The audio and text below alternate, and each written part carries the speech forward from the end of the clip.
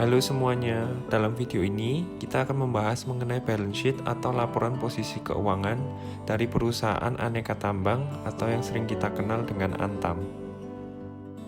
Bagi kalian yang masih belum tahu, secara singkat PT Aneka Tambang ini merupakan perusahaan BUMN yang bergerak di sektor pertambangan. Dan perusahaan ini sudah berdiri sejak tahun 1968 hingga saat ini.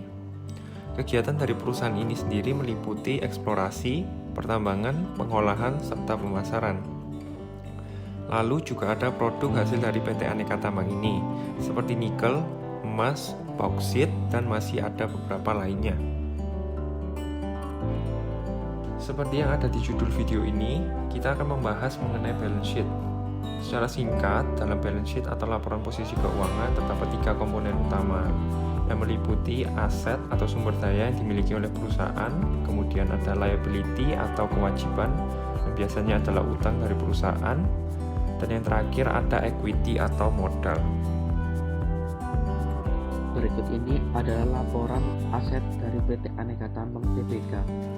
Dari data yang tercantum dapat disimpulkan bahwa PT Aneka Tambang di tahun 2019 dan 2020 memiliki nilai aset yang positif. Perusahaan yang memiliki nilai aset yang positif cenderung mencerminkan perusahaan yang sehat. Hal ini dikarenakan nilai aset lebih tinggi daripada nilai hutang atau kewajiban suatu perusahaan. Dalam laporan keuangan PT Aneka Tambang dapat dilihat bahwa total aset meningkat dari tahun 2019 ke 2020 meskipun sedikit.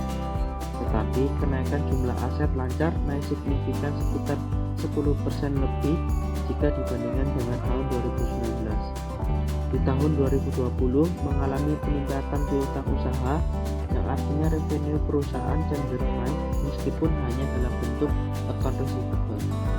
Selanjutnya, laporan liabilitas dari PT Aneka Tambang pada tahun 2019 dan 2020. Dilihat dari laporan posisi keuangannya, total liabilitas yang dimiliki perusahaan sebesar 12 triliun, yang terdiri dari beban aktual, biaya sewa, dana pensiun, dan lain-lain. Selain itu, terdapat utang yang mengandung bunga seperti obligasi dan utang bank sebesar 3 triliun, yang masih tergolong wajar untuk perusahaan yang memiliki equity sebesar 19 triliun karena nilai debt to equity ratio masih kurang dari 1. Dengan mengelola utang perusahaan untuk tujuan yang produktif, maka dapat menghasilkan laba yang lebih besar di masa yang akan datang.